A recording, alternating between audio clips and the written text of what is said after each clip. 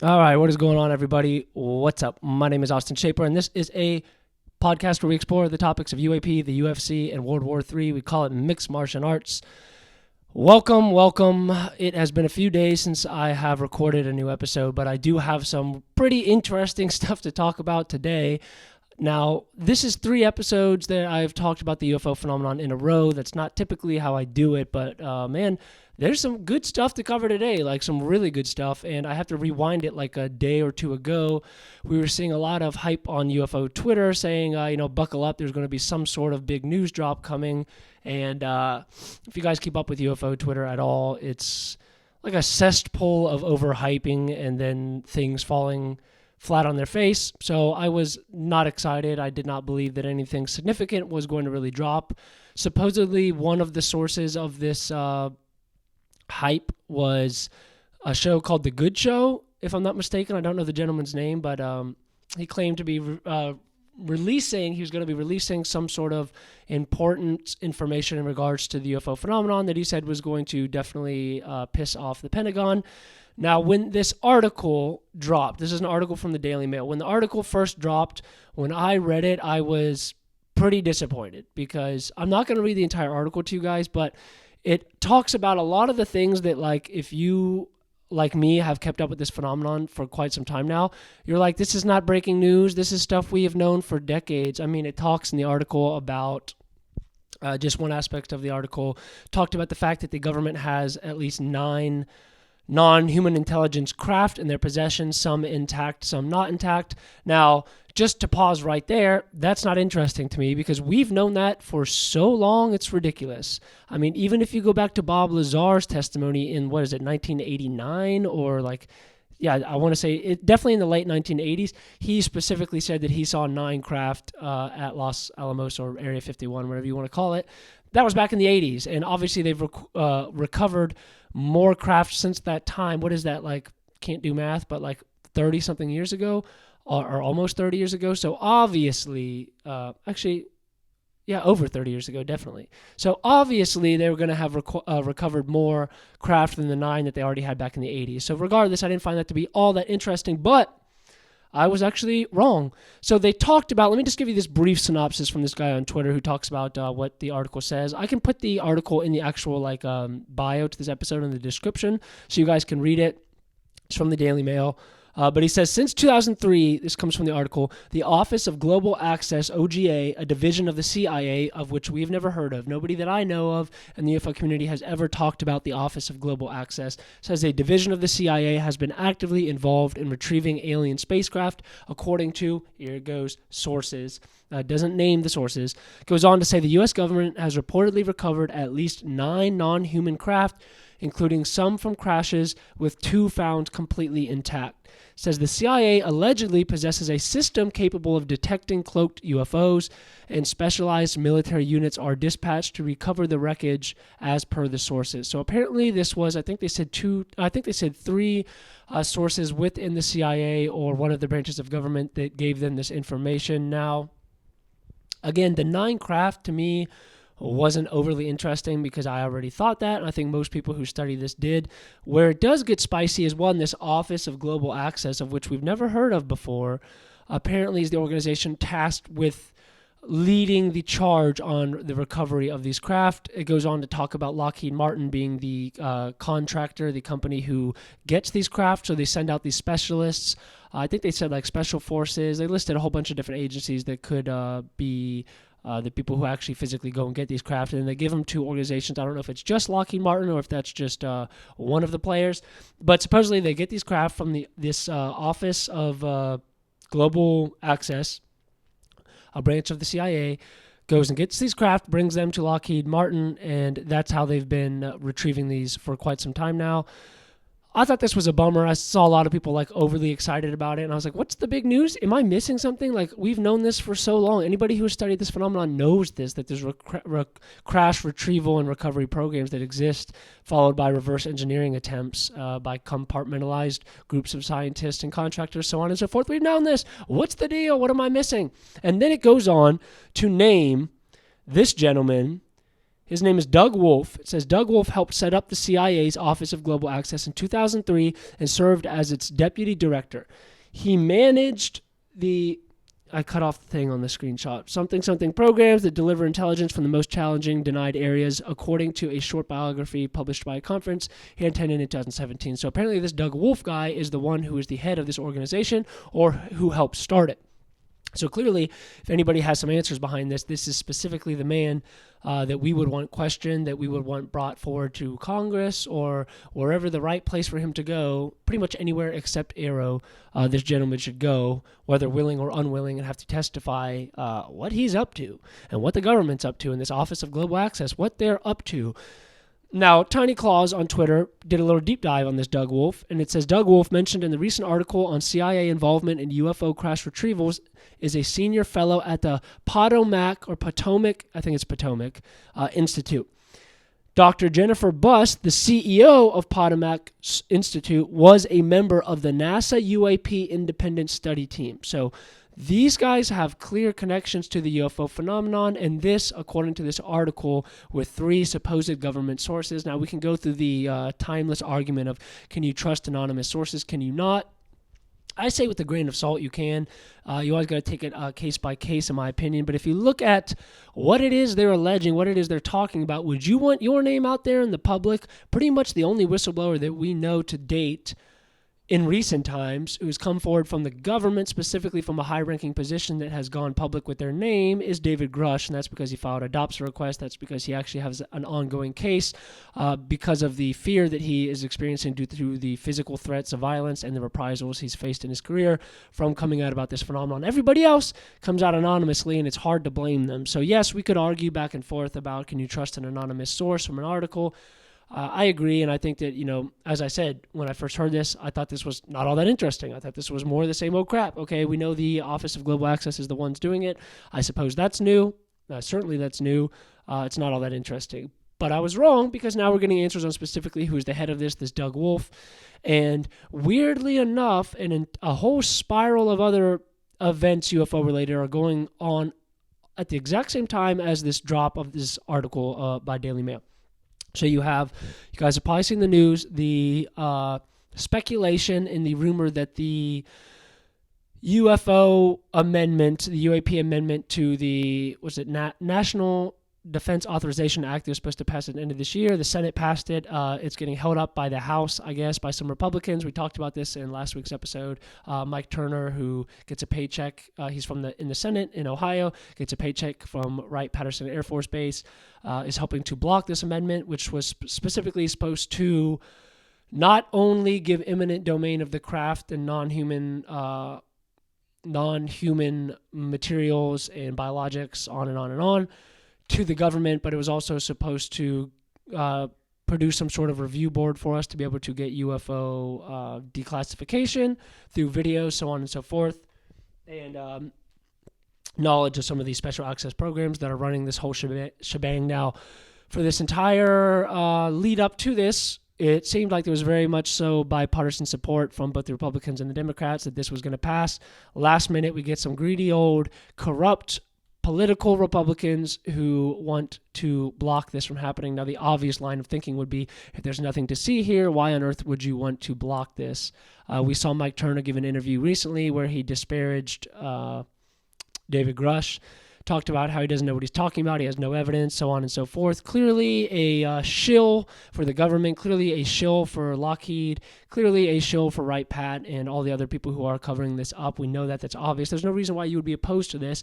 Chuck Schumer, what do they call him, the majority Senate leader, minority Senate leader, whatever it is, his official title. He's one of the tops of the government, and at least in the Senate, and he was 100% on board with this. The term non-human intelligence was mentioned, 26 times in the bill or in the amendment. Why would you do that? There was nothing to it. Well, the obvious, answer, the obvious conclusion you could make from that is that there is something real to it. And the fact that they're blocking it last minute tells you all you really need to know, in my opinion. To me, that's probably the closest we've ever gotten to an official disclosure from the government, is their unwillingness to pass what would be a toothless bill if there was nothing to the phenomenon. If there was nothing to see here, well, why are you afraid to pass it? It makes absolutely no sense. And Even more interesting, so Anna Paulina Luna, who is some sort of government representative, I don't know her official title, but she was at the congressional UFO hearing that happened in July with David Grush, Ryan Graves, and Commander Fravor giving testimony, and she asked some of the questions, and she's been following Tim Burchett's lead on this entire thing in regards to pressing the government for some sort of public disclosure. Well, she says that there's a press conference on Thursday morning in front of the Capitol before the vote on the amendment. For the final nails in the coffin on the amendment, they're going to do a press conference. She said they're going to be announcing the time shortly. So they're not letting go of this. She also claims, we don't know if this is true because we're hearing multiple takes on it, multiple opinions, but she's claiming that some of the resistance to the bill is supposedly fading and that it may get accepted. Now, the worry here is that there's two very important clauses, the eminent domain and the giving up of the locations and whatnot of the craft. I forget the other aspect of it that is in peril, but basically they don't want to give up the names of the organizations who are the contractors such as Lockheed and so on and so forth, who are both retrieving and keeping these craft and trying to reverse engineer them, so on and so forth. They don't want to give up the names, they don't want to give up the locations, and they definitely don't want to give up the goodies. They don't want to give up the craft or the bodies, whatever else they have. And those two aspects of the amendment are specifically what we're hearing is what is in question. So if those aspects of the bill do not pass, but the review panel, I think this is like a 9-member review panel that's going to attempt to declassify more videos and give the public some answers, I don't really find that to be all that productive, truthfully. I mean, look at the JFK board, a review board that was put together. Have we gotten any answers on that? In 60 years? We still don't have declassification of the truth of what happened with JFK, and what makes you believe that that's going to be any different with the UFO phenomenon. When I see these guys task organizations like AARO and now supposedly this review board and all this, I look at that as more of a scapegoat, a way to show the public like, hey, look, we're paying attention to this. We're really keeping up with this. We're going to be honest and transparent with you. Meanwhile, that's in their left hand. In their right hand, they've got the bodies, they've got the craft, they have the reverse engineering programs, and they're sworn to secrecy, and they're not giving up the actual stuff that we're going for. They're trying to divert our attention to fruitless endeavors. So I don't know if the review board is all that important. Maybe I'm wrong. Could be wrong on that. But the important parts of this were the eminent domain. Now, the debate that people were having is even if this amendment to the National Defense Authorization Act passed, does that mean that the public's going to get answers? Yes, they might get, Congress may get some of the answers they're looking for. They may even get possession of these craft, these bodies, but does that mean that the American public is going to hear the truth? I'm still skeptical on it, but it's definitely a huge leap forward. And as David Grush said on Joe Rogan's recent episode, if this bill does not pass, it's one of the biggest travesties in human history as far as transparency about the truth of what's going on here. That's all we've ever wanted is the truth. And it seems like we take one step forward, 2 steps back. And so when this news initially dropped about the article and all that, I wasn't all that interested. But then all of a sudden we get in a flurry of saying, okay, maybe the amendment to the bill is going to pass. And if it passes fully, boy, buckle up for sure, because if it does pass fully in conjunction with David Grush's testimony, in conjunction with everything else going, I mean, Tucker Carlson, has got one of the big, I think he has the biggest show on the internet, one of them. He's tied right up there with Joe Rogan, but he does his show on Twitter now.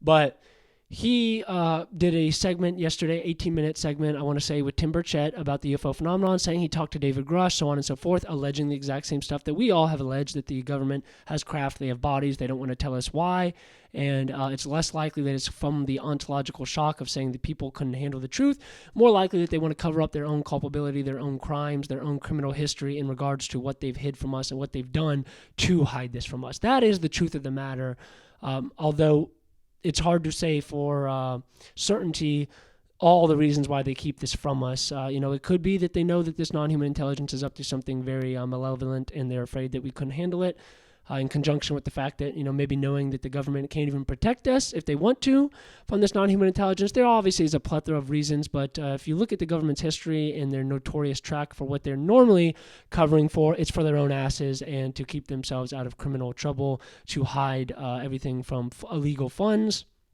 to, like I said, criminal history. They've killed people for this. We know that. They've done all kinds of dirty tricks to keep this secret. We know. I suppose we can't say we know that. We can certainly allege that, and that is a very accurate guess, would be my prediction.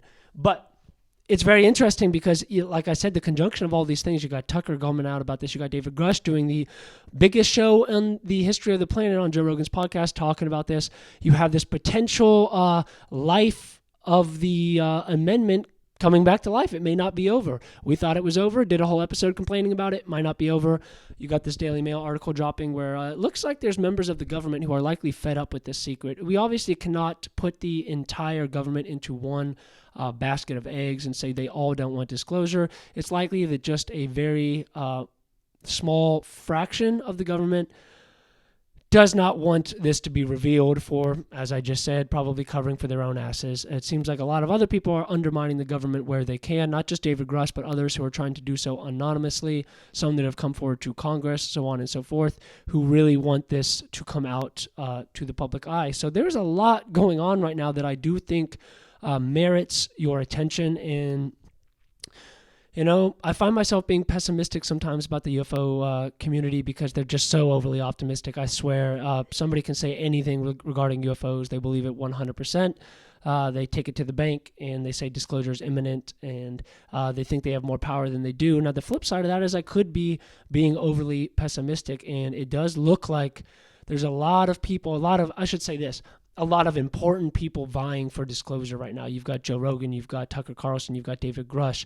And I'm not saying all these people have like important classifications in the government or anything. I'm not saying that, but I'm saying they have big platforms where I do think these kind of people talking. Largely, I think UFO community is in an echo chamber. We're just talking to ourselves, to other people who already believe the phenomenon. So it doesn't really make any headway in regards to the public learning about this. But when you have people as big as Tucker and Joe Rogan going on and talking about these issues, you definitely are shifting public opinion, and I do think the pressure politically is going to land on some of these guys like Mike Turner, who probably wish they were back in like the 70s where there was no social media and people couldn't just dig up articles and stuff so quickly, find out their history, find out who they're in bed with, who they're getting paychecks from. And we see that Mike Turner is obviously corrupt. And there's a couple of, I forget the other, there was 3 Mikes and one other guy who were trying to block this amendment. So screw all of them, not just Mike Turner, but all of them equally are corrupt politicians who probably should be jailed for what they're doing. Now, maybe we get lucky and they change their mind. The political pressure is definitely going to be on them. I think people were blasting their phone lines recently. So all hope is not lost. So the UFO community, and I should say this, the UFO phenomenon has this way of pulling you back in time and time again. The second you start to lose hope and you're like, man, should I even keep paying attention to this? It seems like we're just in an echo chamber and we're not really learning anything for certain. We need evidence. We want to see the craft. We want to see the bodies. We want the president to make a official disclosure announcement.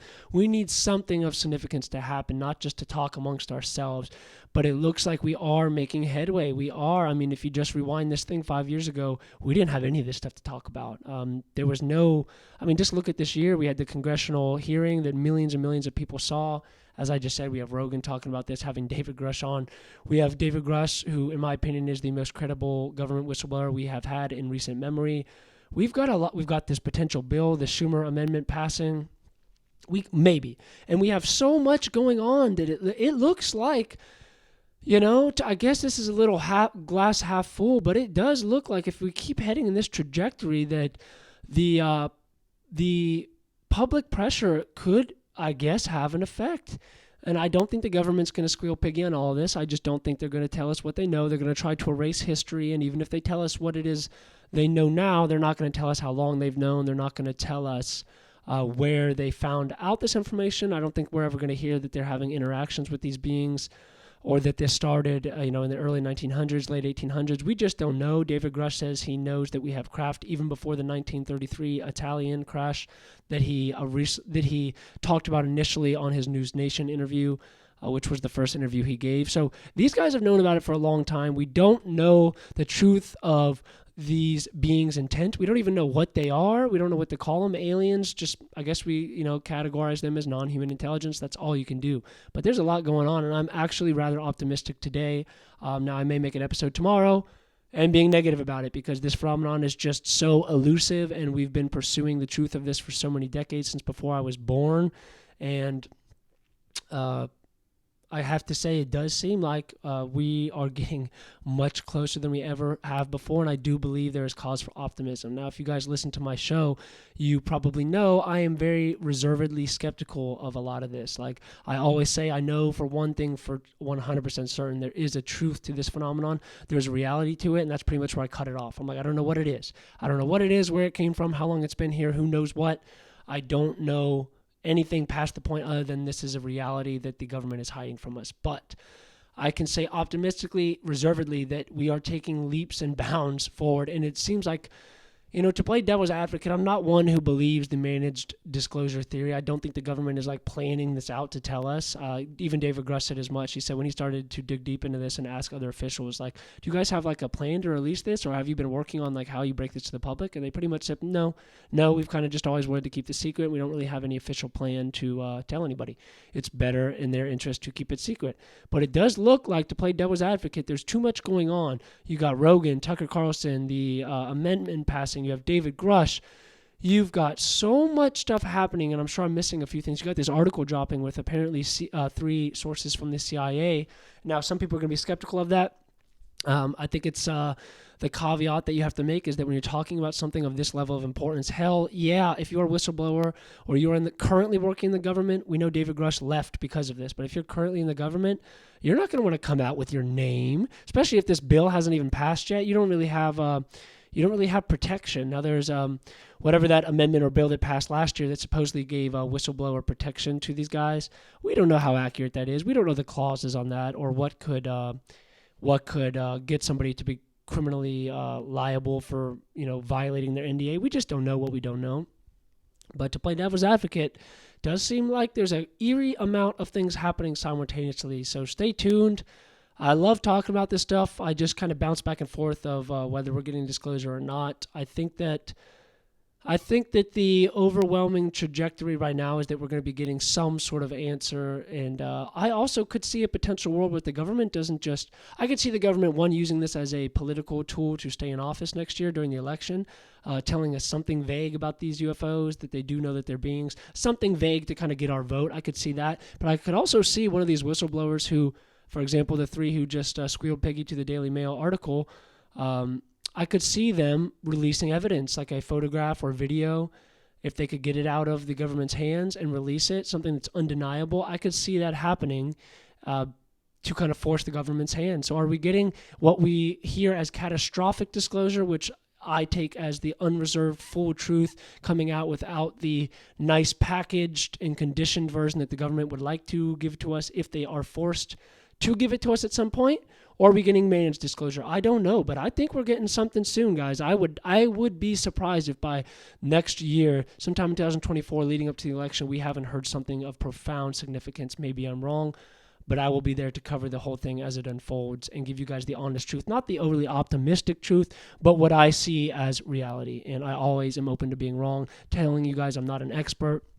I listen to a lot of books, a lot of audiobooks about this, listen to a lot of journalists, read a lot of articles, all this different stuff to keep up with it, but I'm not an expert, and I think you should doubt most people who claim that they know everything there is to know, or even that they know a lot of what there is to know about this, because it's a lot of hearsay, but you do have to trust people like David Grush who come out with such high levels of credibility. You got to at least take their word for it, in my humble opinion. Thank you guys for tuning in. I appreciate y'all. I'm going to do another episode, maybe even later today or at the latest tomorrow, discussing some of the updates with the Israel-Gaza terrible conflict that is still, well, it's technically on a pause right now, but it's still ongoing. So we will be hitting that today or tomorrow. Thanks, guys. Peace out.